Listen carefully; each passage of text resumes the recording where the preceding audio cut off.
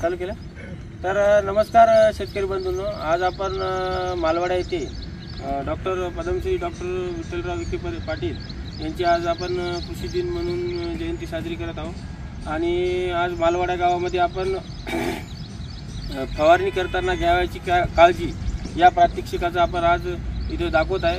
गावातील सरपंच साहेब आणि उपसरपंच साहेब तसेच गावातील शेतकरी मंडळी आपल्या त्यांच्या समोर आपण प्रत्यक्षात करून दाखवत आहे। तर फवारणी करताना या मोठ्या प्रमाणामध्ये केमिकलचा हे आपल्या मानवी शरीरावर मोठ्या प्रमाणात आघात होत आहे। त्याच्या कुठलाही शेतकरी हे फक्त फवारणी पुरतच मर्यादित काळजी करतो, पण आपल्या शरीरावर काय त्याचा परिणाम होत आहे याचा आपण कुठल्याही प्रमाणात आपण कधी विचार केला नाही।